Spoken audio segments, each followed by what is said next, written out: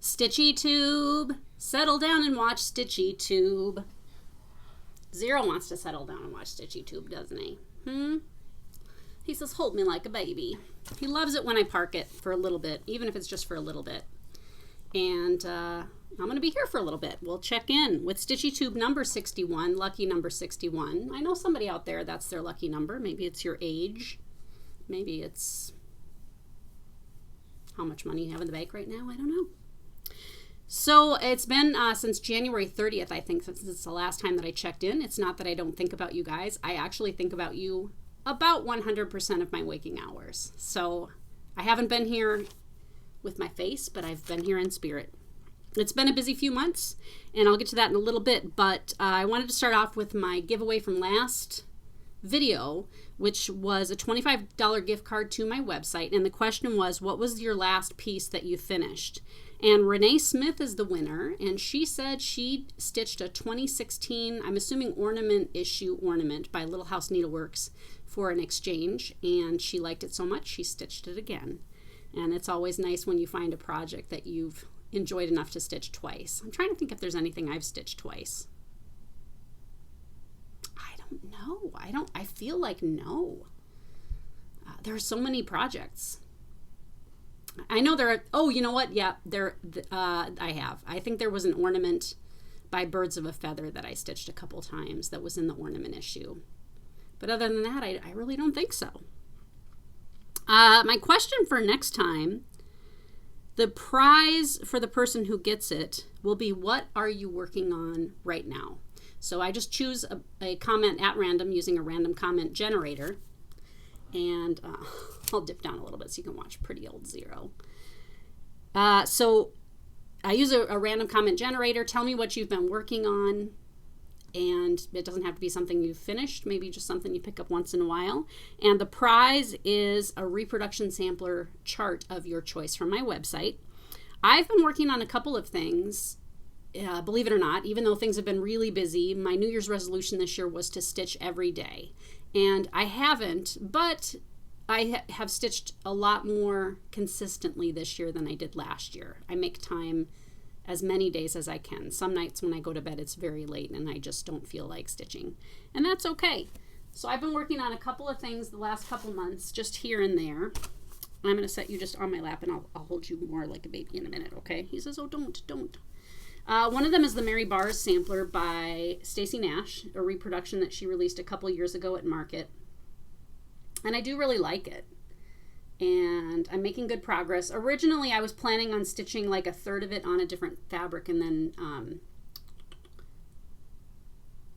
sewing those two pieces together. And I kind of just decided to just stitch it all as one piece. So I'm working on that. I really like it. I'm stitching it on 40 count porcelain by R&R Reproductions with the Weeks Dye Works as called for, 1 strand over 2. And that has been a fun project. And then another thing that I'm working on, and this one, are you going to go? He's going to go. Another one that I've been working on more recently is Ann Thomas by Hands Across the Sea Samplers. I am stitching this on a piece of fabric that I dyed, and 40 count, and I'm stitching it in the Aversois silks. And it is really fun to work on. Very bright and cheerful, and I really, really like it. And I've made pretty good progress.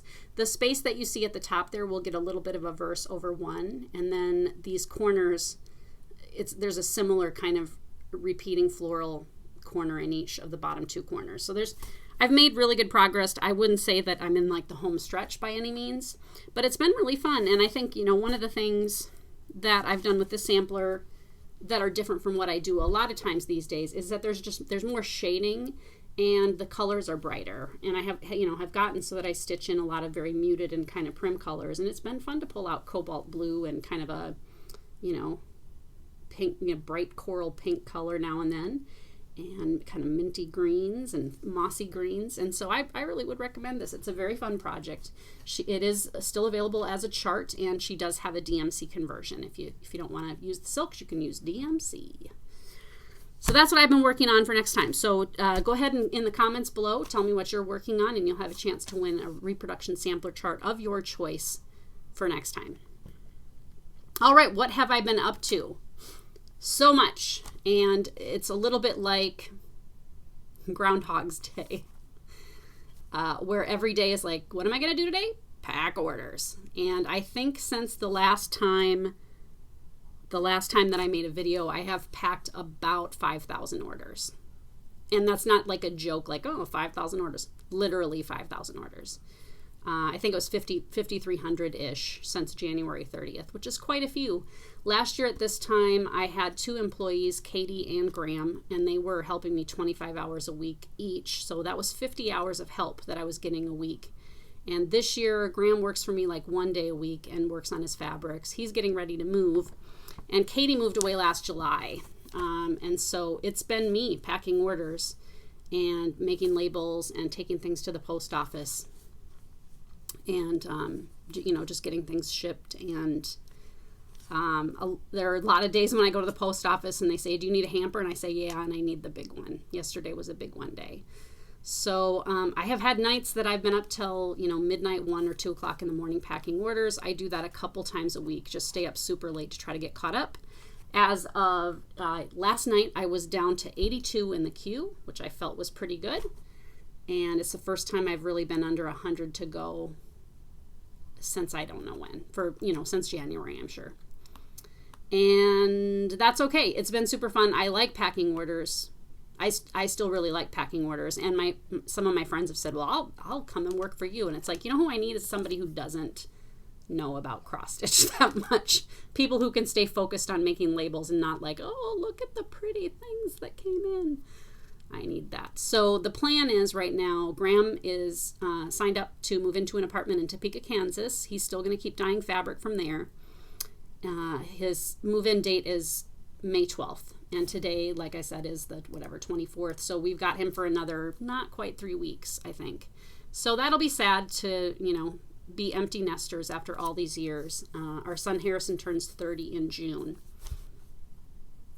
And so it was, 30 years of kids in the house, which is kind of crazy. So Expo happened, which was not in lieu of the Nashville market, but something that happened online back in March. And I think the last time I made a video, I was in the process of working on my new things, and I'm going to show those in a minute. But Expo was an online market for the needlework shops to go to, where there were a whole bunch of designers and manufacturers and people that dye threads and fabrics and trims and things. And it was an online show where it was kind of cool. So over the course of 3 days, you could, shops that were attending the show could log in and then go basically ring people's doorbells. And then I just had to be here sitting in this chair for 3 days during the show hours, and someone would ring the bell and then their face would pop up and we would chit chat and I would take their orders. And orders also came in via email, and it was really cool. And actually my sales, I would say, were probably 30% more than Nashville typically is, which is pretty good. It did add, so it took away work, because going to Nashville is work, and it obviously is a 4 or 5 day, it takes my time away from the shop for 4 or 5 days. The prep was basically the same, because I had to get designs ready and print a bunch of charts and pack charts. But it was very successful. But then I had more orders. And then the thing was, at Nashville, you basically just pick all the charts and hand them to somebody.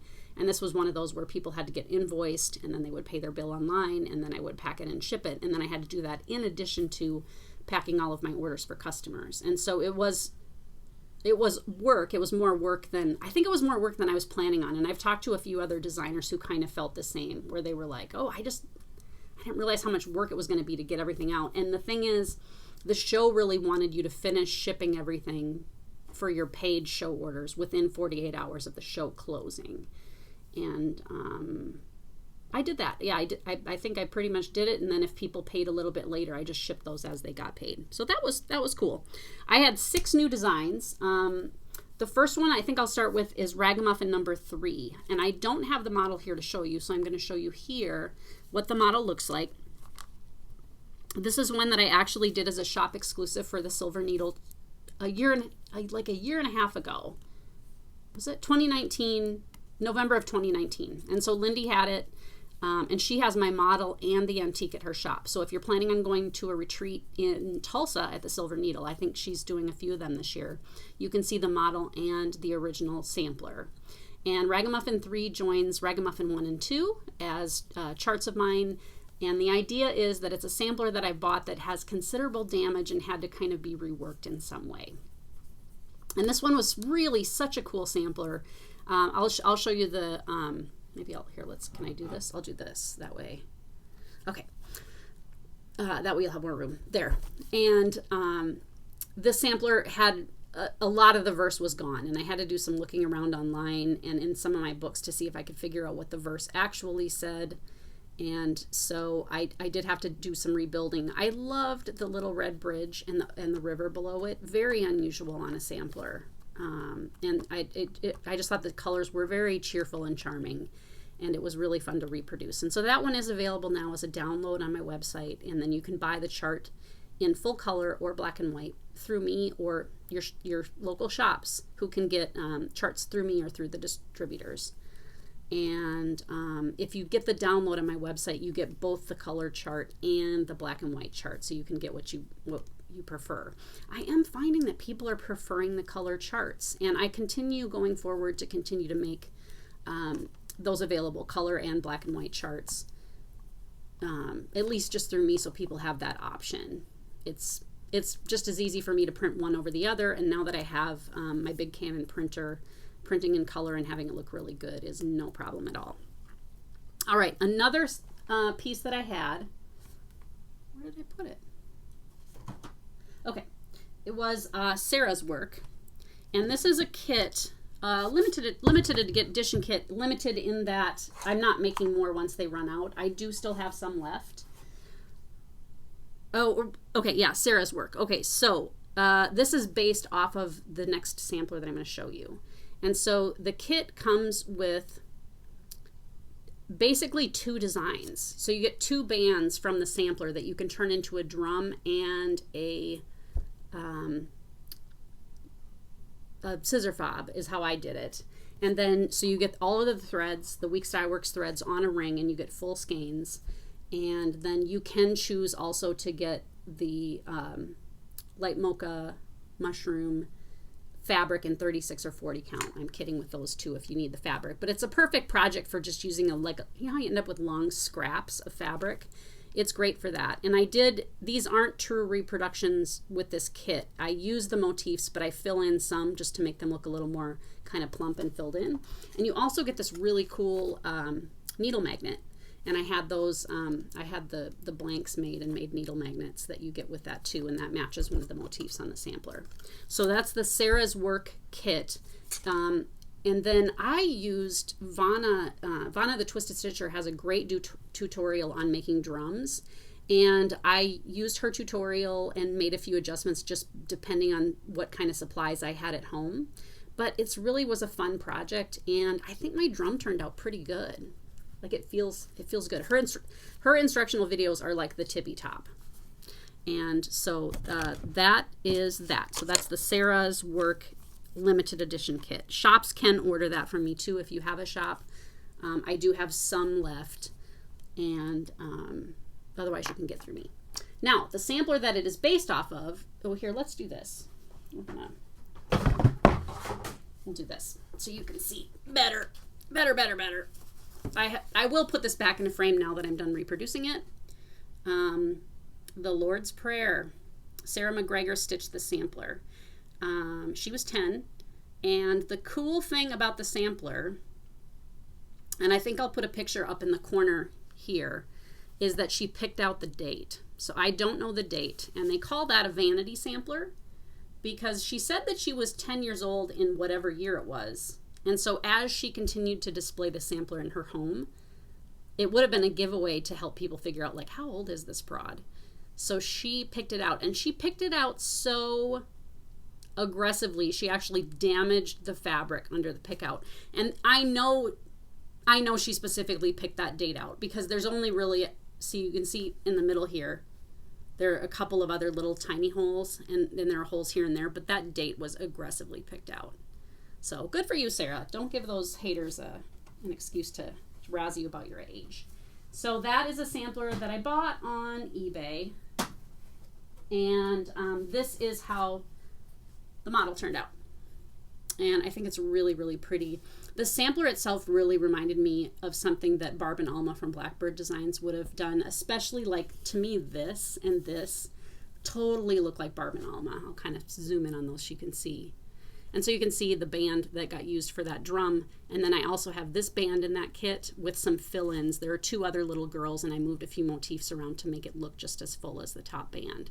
And so you can stitch it just all together, that kit. There is over 1. The verse, the verse is over 1. And when I bought it, yeah, I think this is the only sampler I have with the Lord's Prayer on it. And I really liked it, and I got a really good deal on it. It's in great shape, and it was fun to stitch. I love a strawberry border. I will say the Lord's Prayer is a pretty long prayer, and I don't know if you can tell here, the verse is over 1, like I said, and the letters are tall. I think the tall ones are like 11 and 12 stitches tall over 1, and so it's a very tall, thin alphabet. And I do get a bang out of the F's that are instead of S's. And that's just something that was done at the time. And so like the word trespasses, when I was stitching, I was like, trespasses. It's a trespasses. And I worked on this late into the night, a lot of nights trying to get this one done with that over 1. Of course, it was the last thing done. My friend, Kathy Krause, stitched all of it except the verse, and I told her I would stitch the verse, and I was like, one night I got almost done. I was almost done, and it was late. It was like 1:30 in the morning, and I'm stitching and stitching, and I'm angry stitching at this point, because I'm like, I gotta get this done. And I was like, just go to bed and finish it tomorrow. And I was like, nope, you are gonna stay up and finish this sampler. And I did, and I was like, good job, me, because it was a lot of stitching. But it's a very, very pretty sampler, and it always is very charming to me when you can see something about the personality of the stitcher in the sampler, and the fact that she picked out her date meant she was a little, proud of herself, I guess, in a way. Just like, don't you dare figure out how old I am. Okay, and then I had this was a class project that I did for Lindy at the Silver Needle when the Ragamuffin 3 was released. And so you get, the chart is called The Book, the Needle, and the Pen, and it's from the verse that was on that sampler, became my idea. And so you get this project that is motifs taken from that sampler and reworked a little bit. Even the words are just lifted right from that sampler. I added the bees, and I just like bees. And so you get the total thorough instructions for how to make this. This is the book, and the needle is this little pin cushion, and it's done in the rice stitches that are done at the top of the sampler. I really liked those rice stitches. Rice stitches are beautiful, and I forget about them. And when I bought that sampler, and I was like, oh, it has rice stitches. And so you see how it's just kind of textured? It's just a fun stitch to do, because it's really just cross stitches. What it is one giant cross stitch over what would be 4 stitches. So instead of like, it's 2 stitches tall and wide. So you do one giant cross stitch, and then you cross each of the legs to make it just kind of bumpy looking. And I just think it's really very, very pretty. And so I lifted those from there. I think I brightened the colors some. I just really like that. And then the pen part of it is this little pencil pouch that you make using banding with little bees on it. And so that chart is available too from the distributors, from me. That's a download too. All of my charts now I make available as downloads. Then I had Lisabetta's marking sampler. And again, this was a little sampler that I bought last year, I believe. A little marking sampler on just this really gauzy fabric. And I am so enamored with marking samplers that are not quite finished. To me, this one has kind of a Pennsylvania German look to it. I love the red. There's actually 4 colors on this. There's red, a navy, a green, and a tan. But you for sure could stitch it all in one color. It would also look really cool in black. So that's the sampler. And Lisabetta, and then it's IOSA, I think. I'm not sure. I'll just show you the back just because sometimes people are interested to see the back. You can see how bright her threads were. The sampler itself is in really good shape. The thread was kind of a bunchy, kind of cottony looking thread, and it's really pretty thick for the count fabric that it's on. And so Kathy, my friend Kathy, stitched this one for me too. I actually had her stitch this using 2 strands of the Weeks Dye Works over 2 on 36 count to kind of give them that a little bit bunchy look, and I really, really like it. It's a pretty cool sampler, and I never expect much of these marking samplers. This one sold really well, and I don't know, I just really think it's just a neat little sampler, and of course you could use the motifs for other things. You'll notice in her alphabet she made her N backwards. You have to remember these samplers were made by children, and so seeing problems like that and mistakes is pretty common, and I just love that. I love that about it because I make mistakes on my samplers too. And then the last new release that I had for market was Antique Bunnies and Baskets, and that's this one here. It's just a 1-color little pincushion. It is the 5th in a series of these antique motif little pieces that I've made. It was far and away the bestseller. And it was fun to do. It's an easy weekend project. You can pick a fun piece of fabric, just a scrap and a thread maybe that you picked up that you don't know what you're going to do with. And it's neat. It was fun to do. And so Antique Bunnies and Baskets, that's that one. So those were my 6 new releases. Also in the last couple months, I have been getting treated for a hand injury. Last year, maybe like 10 or 11 months ago, I think it was after the market rush, I looked at my hand one day and my pinky finger was bent, just the last knuckle. And I was like, that's weird. And I went and saw my rheumatologist and my GP, who both told me it was arthritis. And then I started having a lot of trouble with my thumb, and it's mainly because my hands are just overworked at this point. I cut so much fabric and pack so many orders, and so I've had this kind of just growing lump on my thumb where it's just really inflamed and sore. And so I went to see a hand specialist for that, and I was like, oh, by the way, look at my pinky. That's weird, huh? And he goes, oh yeah, that's a mallet finger. And I was like, what? And he said, a lot of people get this injury from like tucking in their sheets on their bed, but basically I jammed my pinky at some point, and he said, we're going to put that in a splint to straighten it out. So you have to wear the splint for 6 weeks.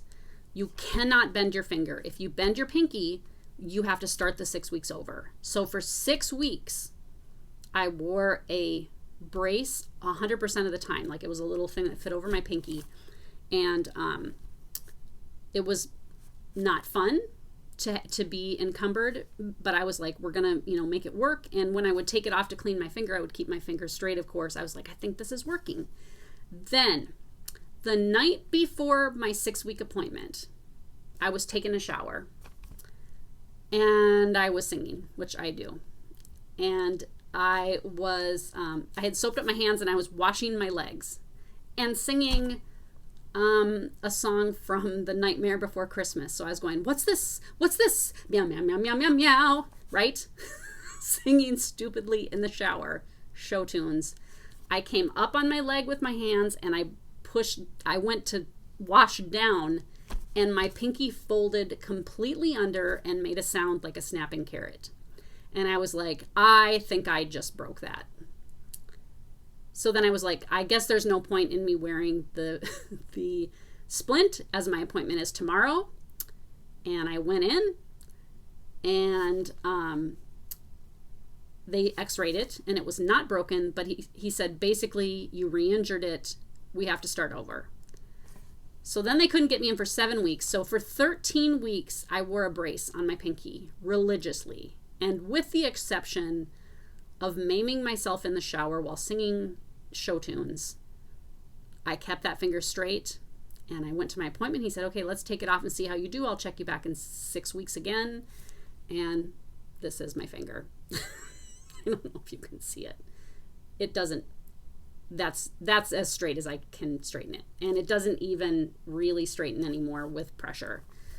I'm assuming I ruined my finger. So we'll see him again. He has mentioned surgery where they basically put a pin through my finger to hold it straight and then tighten some tendons and things. I don't know. We'll see. I kind of hate to do surgery whatever. It's kind of like, when you have a car and you like your car, whatever, and you get that first ding in your door and you're like, oh, but then as the years go on, it gets to be like an 8, 9, 10-year-old car. And it's just like, you're like, whatever. I remember getting rear-ended in one of my cars, and the car was already like 8 or 9 years old, and somebody rear-ended me at a stoplight, and it didn't do a bunch of damage. It scratched it up, and he was like, oh my gosh, I'm so sorry. I was like, whatever. I literally don't care. It doesn't matter. That's kind of that's where I'm at with this finger. I feel like I rear-ended myself. Harrison is graduating from grad school in June, and I think we're going to go to Denver to see him. So I will have some time away for that, and I'm looking forward to it. We have not seen Harrison since Christmas of 2019 due to the pandemic. Okay, so that's news. I wanted to do a list of 10 today, and I'm talking about fabric tips. Kyle Rakemeyer, I think is how you say his name, who is a floss tuber, texted me recently and wanted to have some tips on building a fabric stash. And I was like, oh, that'd be a good topic for a list of 10. So this is a list of just 10 general fabric tips. I'm selling a lot of fabric these days. I keep as much in stock as I can. I think I carry now, I think it's like almost 800 different linen fabrics in different, companies, colors, and counts. And I continually have a third to a half of them in stock because the fabric is just blazing out of here. It's part of the reason my hand is going all Quasimodo on me. But I thought I'd talk a little bit about fabric because people do have questions a lot of times about fabric. So this is a list of 10. My first tip with fabric for cross stitch is buy good fabric. It is worth spending money on the fabric. And I know that when I started off stitching, when I was working with my babysitting money back in the early 80s, I bought the cheapest I could find because I was making $1 an hour. And so I was getting just those little packets you would get at the craft store. If I saw it on sale, I would buy some. And hang on. Oh, I thought they were my missing glasses. It was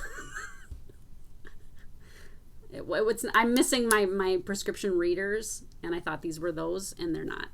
I was like, what are the chances? They were just hanging from a cord in the back.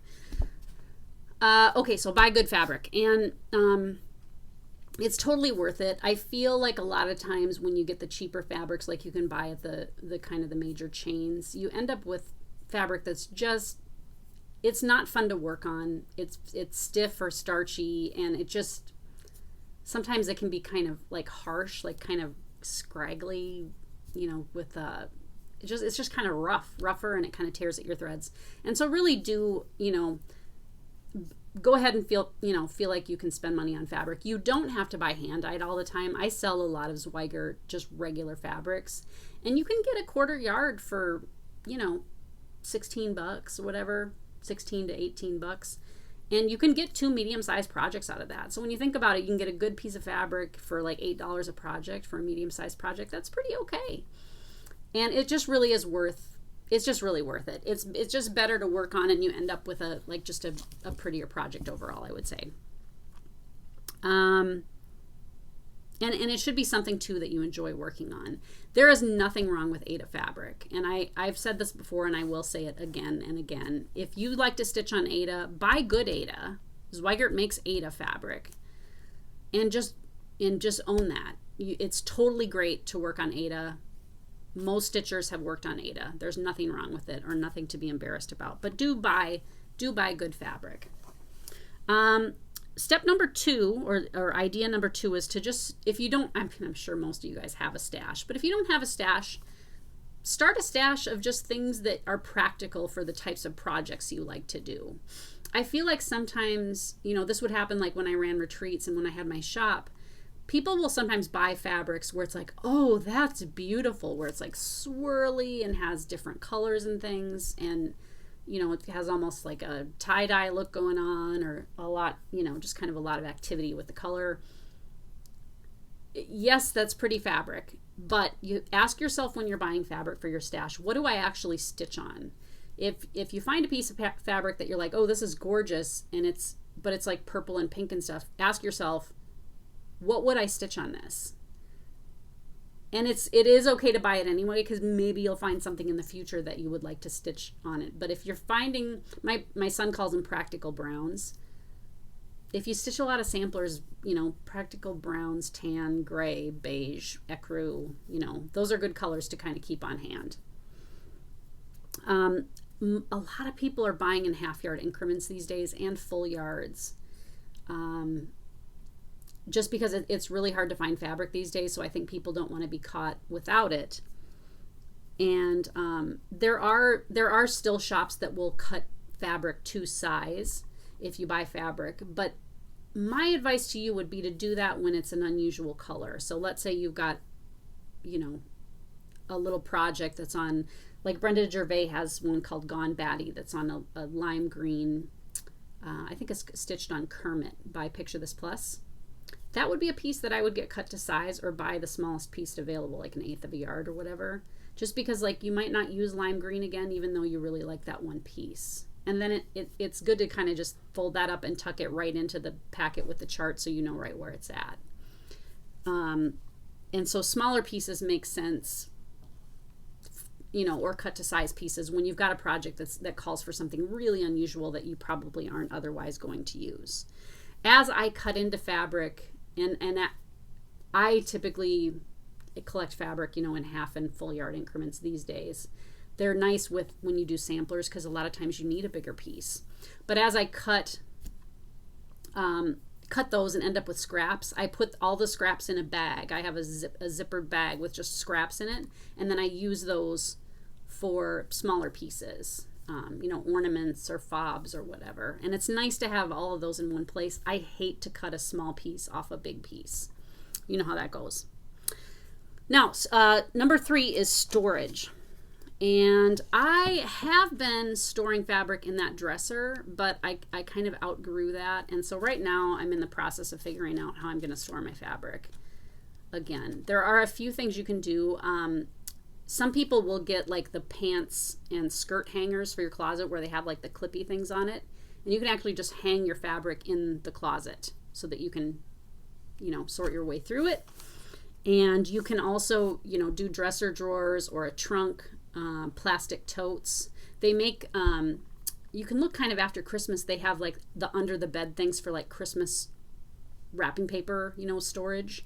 And that's stuff that you can like put it all in there and then just shove it under the bed. And because they're usually like pretty wide and long, you could get quite a bit of fabric in there. It's handy to I always keep mine separated by count.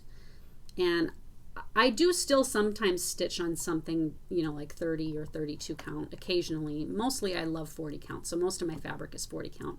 But keeping it separated and making sure that you have tags for it, each one to say what it is and what the count is really handy, just so that you're organized.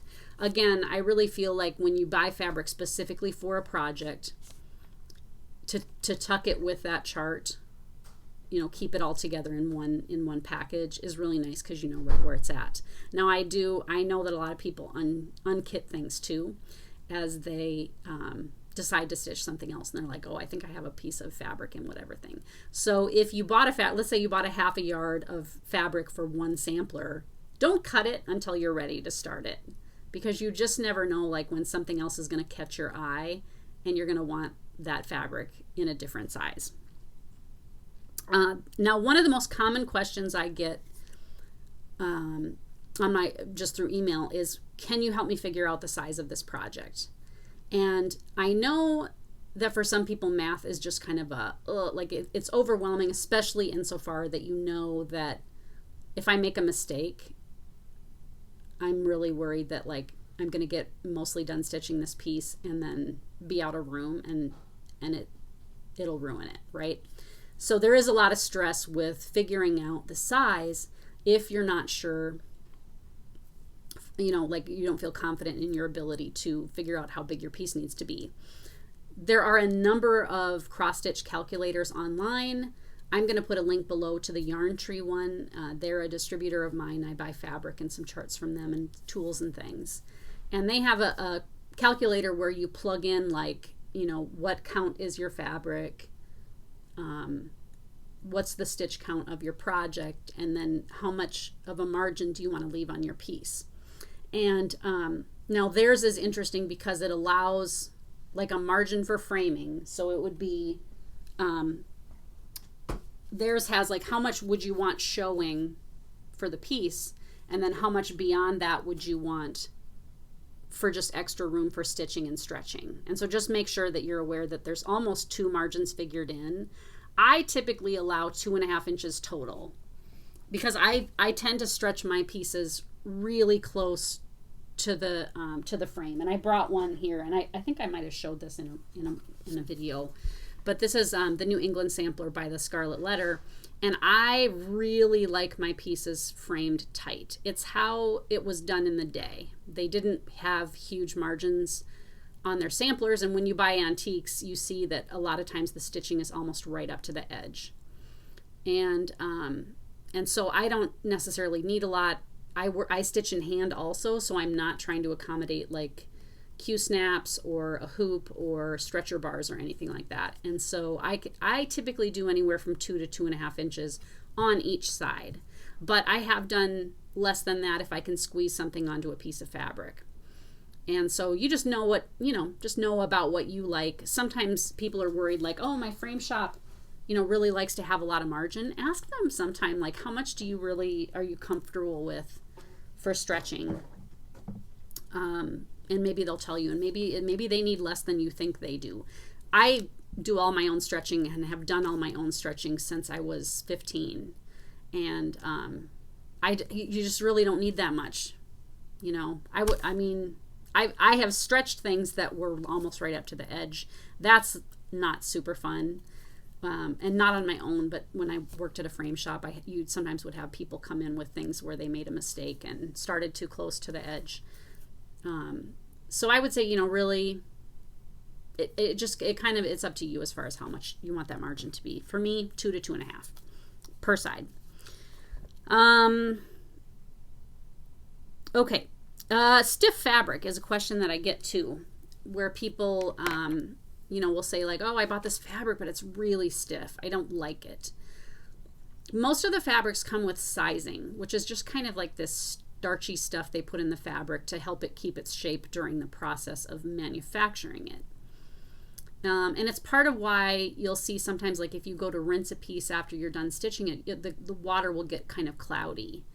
And so you can wash that out ahead of time and have just a more fun process while you're stitching. If you don't like that kind of starchy feel, the way I do it is just run a piece under some, kind of lukewarm water with a little bit of shampoo and swish it around and then rinse it real well and kind of, pat it dry, and then I just hang it somewhere and then give it a quick iron, and it's much, much better to work on.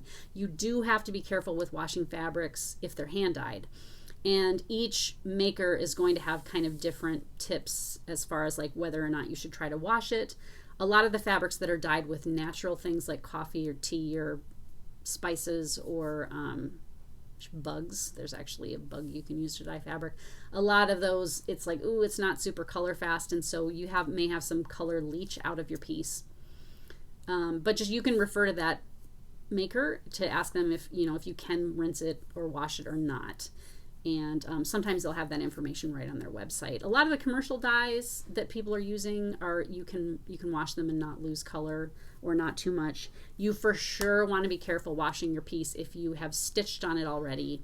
Even threads like DMC, which you would think would be fairly color fast because they're manufactured en masse, may bleed a little bit, especially anything like black, dark navy, and the reds are kind of notorious. Sometimes with the real dark greens you'll see it too.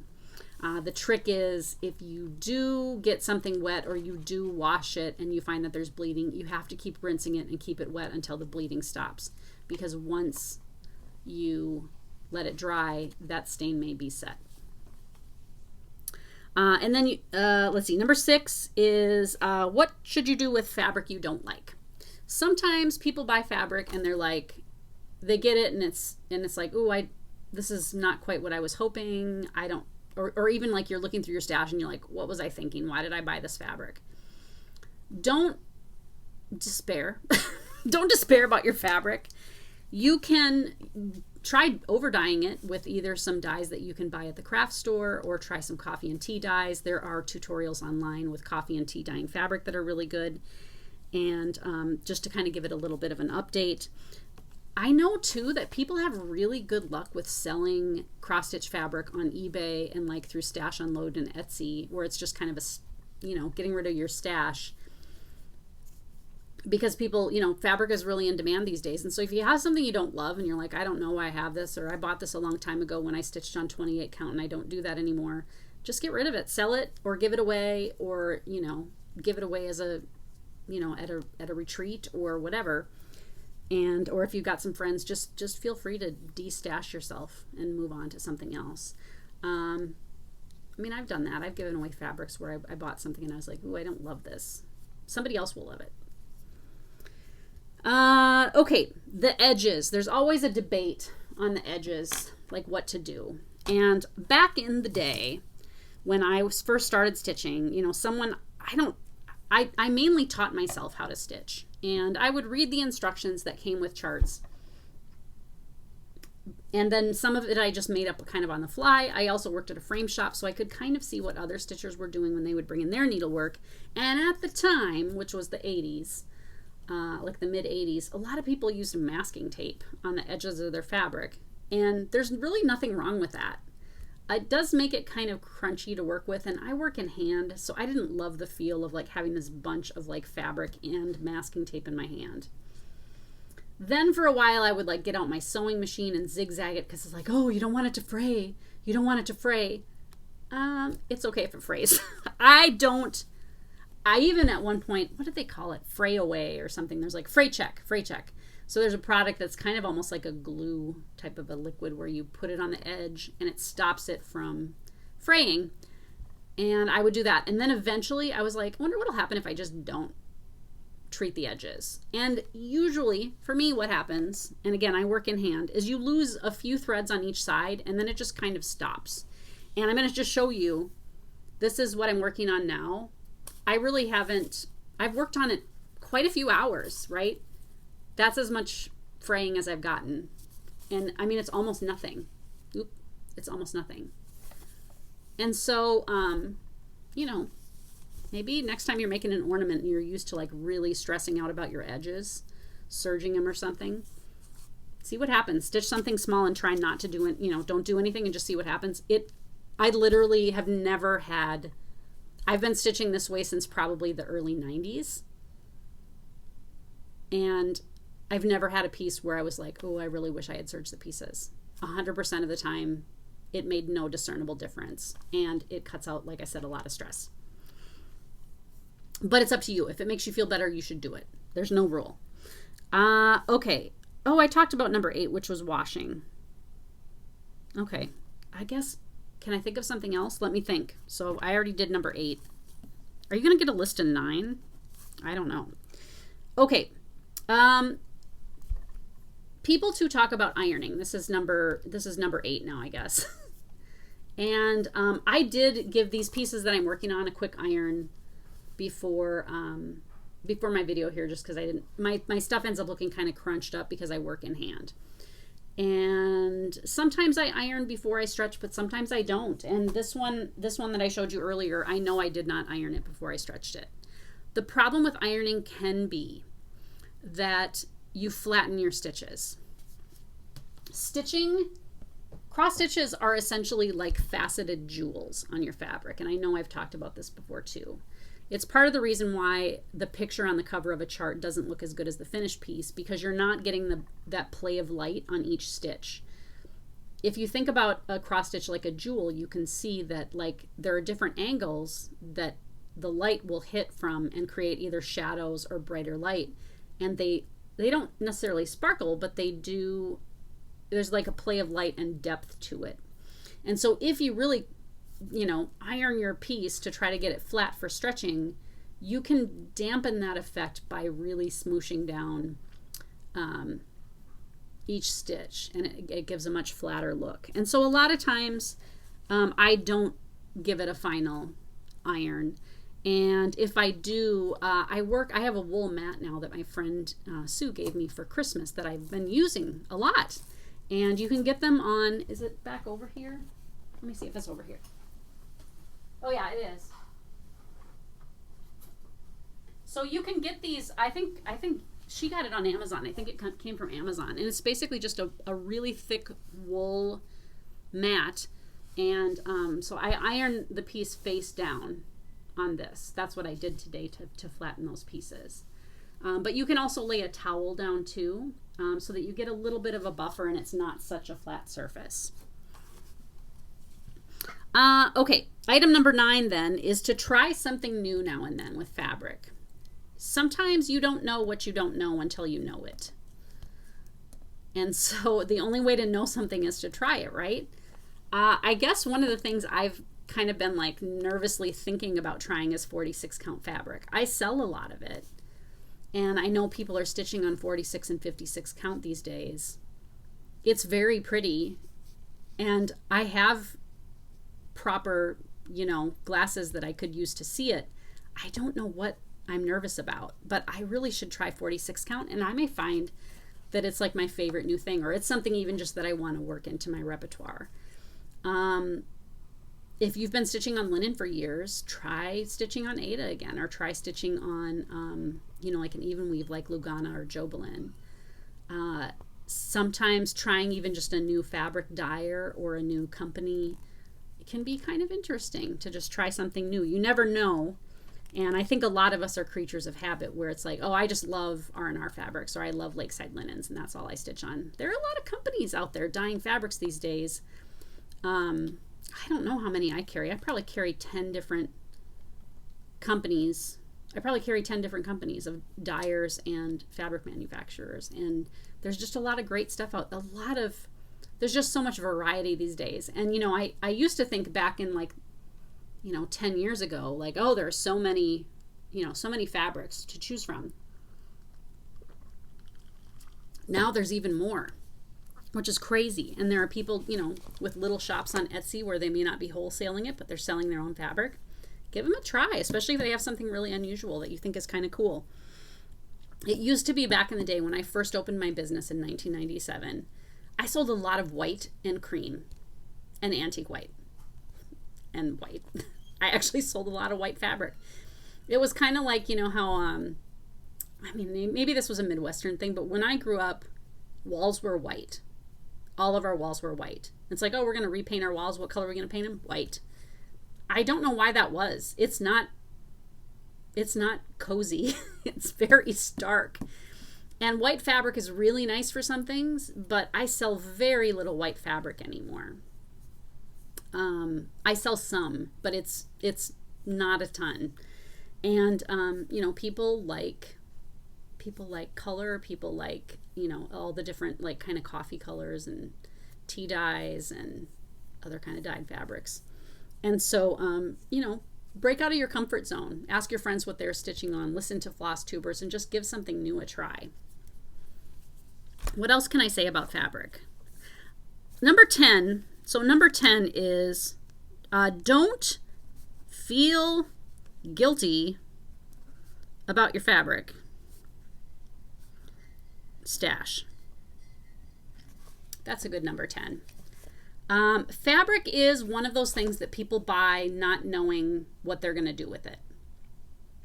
And I know, you hear on floss tube channels, people are like, oh, I went to the store and they had a bin full of Lakeside linens and I bought a bunch of it. Good for you. Because sometimes I feel, with charts, there's always opportunities, right? Because designers print more. Fabric has to be dyed one piece at a time, or it's manufactured, and shops get some in, and then they might not have it for a while. I'll have people ask about, like, oh, do you know when, such and such, when you'll have it back in stock? No, I literally don't. I have fabric orders that go back 7 or 8 months at this point. There are certain fabrics that I have carried in the past that I haven't had for a year or two. And that's a long time. And so, you know, fabric is one of those things that when you see it and you like it and you're like, oh, look at this, just buy it. And I'm not saying that just for my shop. I'm saying anywhere. If you go to a store and you haven't been there before, you're on vacation and you see some fabric, you are going to kick yourself if you don't get that fabric, because everybody's buying fabric these days. It is insanity how much fabric people are buying these days. And as a store owner and as a designer, I think that's really encouraging because it means people are stitching. I think we all collect charts. A lot of us do anyway. I know people do because they'll buy, I sell way more charts than people will ever stitch. Because it's like you want to have options, and if you don't want to miss it if it you know goes out of print or whatever. And it's fun. Like this afternoon, I plan on like looking through my stash and picking out a new project to start. I haven't started anything for a while, and I'm feeling pretty caught up with work, and so I feel like I'm going to start a new project. And it's fun to have charts to look through, but knowing that I have not just my store. I mean, I have an insane amount of cross stitch fabric in my house at this moment. It's not all mine. Most of it belongs to the shop.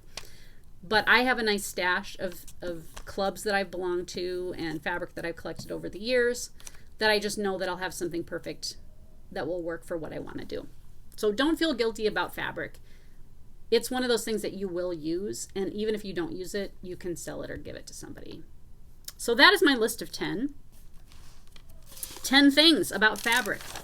It's what everybody's talking about. All right. What am I all into? I was trying to think, like, what have I been all into? Because it's been, what, like almost 3 months since I made a video. One of the things that I'm all into is something new that we just found this week. My husband and I went to Target to get some things. I think he had a prescription to pick up. And he's been into the fizzy waters, like Aha, and he calls it Bubbly. I think it's bubbly. And, you know, there's some of those kind of fizzy waters. And so Target had these on sale this week, the Pellegrinos. And this stuff is good. And this one is blood orange and black raspberry. Very good. It's like a luxury product because it has foil that you peel off and it's still not open. It's like Pepperidge Farm bread where you open it, but it's still not open. And it's really good. It comes in a number of different flavors, and I think you can get just plain fizzy water too. Wow, it's bottled in Italy. That's kind of cool. So anyway, I'm kind of all into that this week. I'm into my split keyboard. So because my hand is, you know, Quasimodoing on me, one of the things I felt like may have been contributing, I don't see it right now. So I've always worked on Apple computers for my business since forever ago. And Mac is very into appearance, like how things look. And the keyboards that they have are like this big, and they're completely flat, like completely flat and as thin as can be. They're like 1/4 of an inch thick. And I thought, you know what, I do so much typing when I answer email and you know, update the website and stuff. I'm going to go ahead and get myself a split keyboard. I had one once upon a time, and then I got another one, and then I just kind of got out of it because I really do like the way the Mac keyboards look. They're very cute. But I got myself a split keyboard, and this is what it looks like. And so it's split, and it's lumpy, and basically it allows you to hold your hands at this kind of an angle instead of like this. So instead of straight on, they're angled a little bit, and it's much more comfortable. And I've actually found that it has helped some with how my hands are feeling. That one I got on Amazon. Let me make a note, and I'll put a link down below to the one that I got. My hair is just like, it's humid here today. I'm going to put link here so I don't forget, and I'll put a link to that particular keyboard. I did a little looking around. I've been super happy with it. It does require batteries, but it lasts quite a long time on a set of batteries. Another thing that I'm all into is this, I don't know how you say it, Weleda hand cream. Okay, so we've been in a pandemic forever, and I have just found that my hands are a lot drier than they've been. I think because I wash them, and when I'm out and about, I'm continually using, you know, sanitizers, and it just dries them out. It was my birthday in March, and my sister sent me a box of cool stuff from Thrive Market, and this was, I don't think this is the one she sent me. I bought this one on Amazon. I really like it. I think one of the problems for stitchers when you're stitching a lot. Oh, hi, Briar. No. One of the problems for stitchers can be that, like, if you use lotion, you don't want your project to get all greasy when you're touching it. This lotion I find is really, like, it absorbs right in and it smells really good. I have this one, which is pomegranate seed oil, and then the other one is an orange bottle, and it's kind of got a citrusy kind of herb kind of smell to it. Oh, see, so nice. Briar's so nice. Are you so nice? My cats have been so happy. Are you so happy? So I'm all into that. I really, really like it. And it's, typically I've just gotten, sometimes I even just buy body cream if it's on sale and use it on my hands. It's very greasy. And so this, it smells so good, and it's just I don't feel like if I pick my project up right after using this that I'm going to get anything on it. And it smells really good. Okay, another thing that I'm all into is trying to maximize or optimize my operations here. What can I do to cut time out of things? And one of the things that I have been doing is making all the fabrics that I send have a label on them that say what they are. And I was punching those out by hand from cardstock, like patterned cardstock that I got at Hobby Lobby. And that takes time to create labels. And so I just started ordering these little cards. I had these printed, and it's got my website on it, and I just punch a hole in the top corner and then use a safety pin, and it saved me a lot of time, and I really like that. I'm all into it. The other thing that I like is this year making time to stitch. It's important, and it's one of those things, even with things that you love, sometimes it's like you have to force yourself to do it, and then once you start, you're like, oh, I'm glad I'm doing this. Some days when I'm like, Therese, you haven't stitched today, you didn't stitch yesterday, you better sit down and do some. I'm like, oh, but maybe I should do the dishes. And I'm like, no, just sit down and stitch. And I'm like, oh, there we go, that's good. And so really having that kind of be something that I'm working on has really been nice. That's what I'm all into this week. I don't have much for Stash Flash. I've been too busy sending merchandise really to buy merchandise. I did get my Color and Cotton monthly colors recently, and I always do like getting those. But it was my birthday in March, and I got a couple of cool things for my birthday. Now, these are, I even have them in the original packaging still. Oh, they're so lovely. Mavis Butterfield on Etsy. And these are, she does these hand-dyed wool fabrics. So there's that. This one is soft pumpkin, sage, dried lavender, so pretty, and robin's egg blue. And both my son and my mom gifted me, Harrison got me, I think, the sage one because he's very into green. And coincidentally, my mom, I had them on my Amazon list that I like this Etsy shop, and so they both just coincidentally picked me out some wools. And she even sent me a whale ornament. She makes these ornaments that you can buy. They're glazed, and there are different ones. I've given them as gifts. They're really cool. But Mavis Butterfield, I'll put a link below to her Etsy shop. It's beautiful. And what will you do with that, you might ask? I'm not a rug hooker, and I'm not interested in learning to become a rug hooker because I don't need another hobby, but it's great for like applique and finishing and small crafty projects. And so I just like looking at it. They're so pretty. And so I got that. And then my friend Sue always gives me really great gifts, and she made me this project bag. And it's really, really cool. The zipper says zip. And there's the inside. It's really, really nice. And the interesting thing she told me was she couldn't remember if it was at a thrift store or like a quilt store, but she said she's pretty sure she bought these squares where someone had stitched the square, each square, and there was just a bag full of them where someone had kind of started a project and never finished it.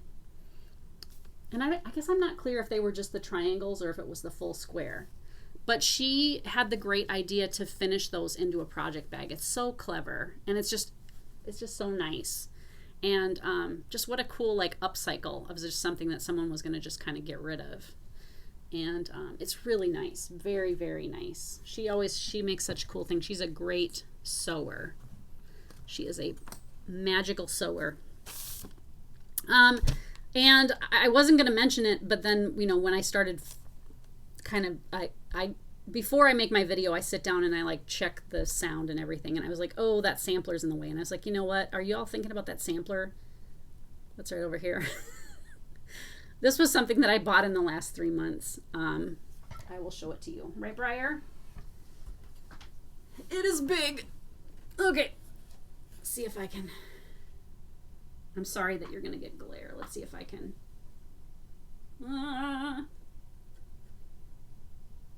There. That's probably as good as I'm going to get it. So this was a sampler that I bought at Live Auctioneers recently, maybe 2 or 3 months ago. And I don't know if you can see this, but the border is birds. You see all the birds in the border? They're hidden in the branches. And I saw this on Live Auctioneers, and I was super enamored with it. And I'll put a picture up here in the corner. It even has, I mean, this is like the original frame. See the back is just planks of wood with gigantic homemade nails. It's really, really cool. So I had bid on this, and I actually had the winning bid, and I felt like I got a pretty good deal on it. And when it came, it came from the Hubers. And I was like, what? So the Hubers have a wonderful website. And let me make a note. I'll put a link to their link to Hubers. I'll put a link below to them too if you want to go see. They always have samplers up for sale. And I really got a good deal once I knew who it came from, because they're very picky about their merchandise. We'll put a picture here of the sampler. And this picture is from their website. I have not taken it out yet. It's always hard to see it until you really just get it out in the light from underneath the glass. But super, super pretty.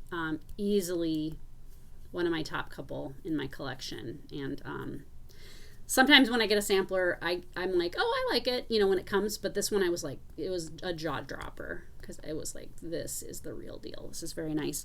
The girl's name was Jane Allwright. She was 12, and it was stitched in 1849, which is just about that point when you started to see this style of more kind of shading and color changes and things. The sampler is quite darkened. It would be interesting to know what the original colors were. And just looking at it, it looks like it's uneven weave and that the stitches are taller than they are wide. But I haven't really done much other looking at it just because I've been so busy. But that's my stash flash. All right. So I've got just 3 things from my shop that I will talk about, and then I will let you go for today.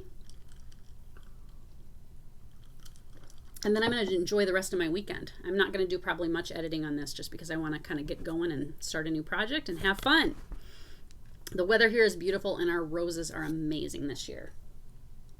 Okay, 3 things in my shop. So one of the 3 things is Fiber on a Whim fabrics. And I didn't really know about these until Expo, and then they had a booth. And I think I kind of wasn't even really planning on looking, because I was like, oh, Teresa, you have so many fabrics. I am so glad that I looked. I have another humongous amount of fabric on the way from them, because I started with nothing. Their fabrics are gorgeous. These are 5 of the colors. I don't know how many colors I have up. I have a bunch. And what I have up at this point is 36 and 40 count, and then 28 count even weave. And I think I ordered 32 count as well. But they're just really pretty colors. They've got this collection that's coffee colors. So this one here is cappuccino. This one is cypress. This one is, what is this one again? Oh yeah, persimmon and latte and wheat. And they're very nicely modeled. I would see it. I mean, it's very nicely modeled. It's subtle, but it's not too in your face. It's not up all in your business. It's next to your business. And they've been selling super great. They're very nice, and the ladies over there are really great to work with. And so I'm super pleased to add their fabric to my offerings.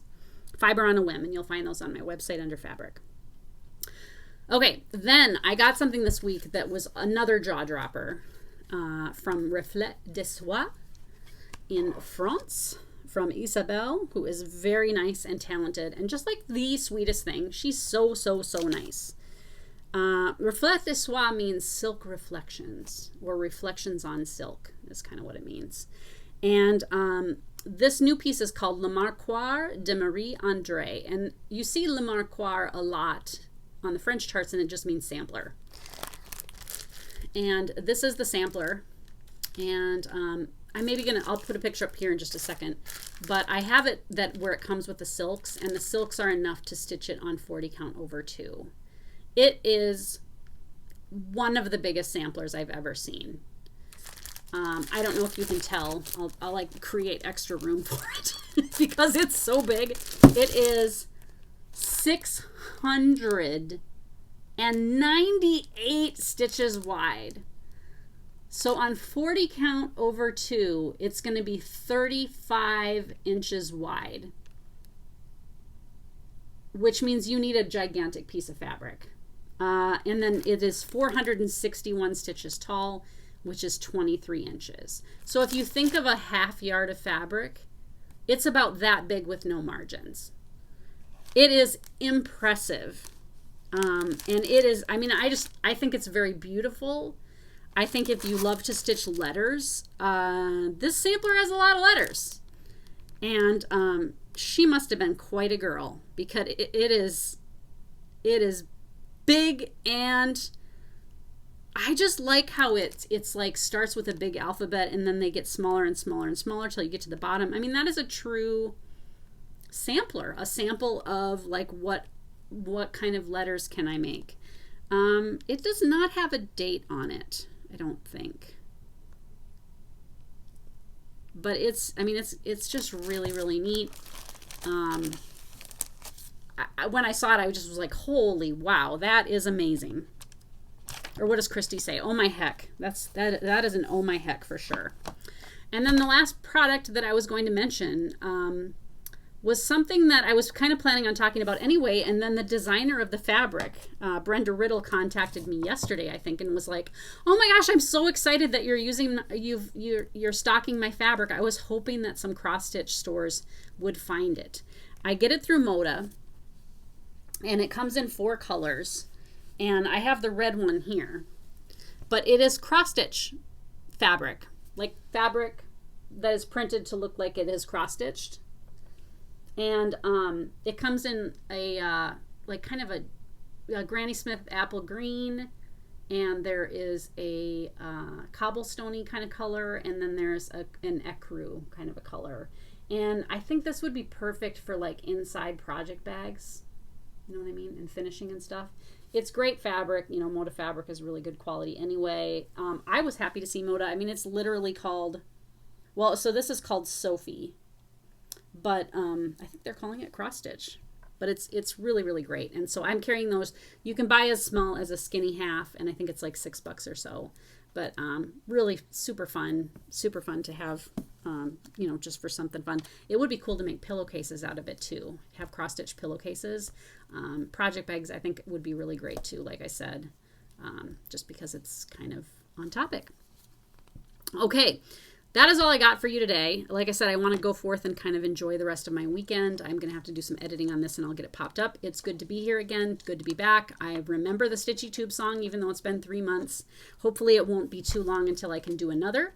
I thank everybody for their kind support and their patience while I slogged through, like I said, 5,000 orders since last time. I, you know, in the past have really historically tried to get things out within 2 or 3 days. I've gone as long as a week now. And people have said, oh, I don't have a tracking number yet. And it's like, I know, I'm so tired. I'm doing my best. And so I always appreciate it when people are patient. One of the questions that I regularly get is, you know, like, when am I getting my order, and am I getting everything? And the way that my website works, if you can order it and pay for it, unless it says pre-order, or unless my website has let me oversell by a few, which happens sometimes with really popular items, it is in stock and ready to go. So if you see fabric, you know you're getting it. I had somebody email me, I think 2 weeks ago, and she wanted to know, like, oh, do you carry this fabric? And I said, well, I do, but I don't have it, because she wanted to know if she could just order it. And I said, honestly, it could be 6 months until I have more. And she was like, oh my gosh, I really appreciate knowing that, because sometimes, you know, you can order something from somewhere and you think they have it, but it's just available, and then they'll have to order it for you. And fabric just is taking a long time now. Everybody who makes fabric is just fried at this point, because like I said, it's not just I who am selling a lot of fabric. Everybody's selling a lot of fabric, and it's just hard to keep it in stock. So anyway, I hope you guys are having fun stitching, and that you're doing some things that are enjoyable. I know Stitch Mania is what right around the corner. 30 days has September, April, June, November. So we got 6 days left of April, and then it's Stitch Mania. I wanted to do Stitch Mania last year. Realistically, I won't get it done this year. Graham's moving out, and I have to do a big reorganization, and then start looking for help. And so I'm just going to be too busy to do Stitch Mania, but I will be there vicariously. Hope you all have a good week, and I will hopefully see you real soon. Thanks now. Bye-bye.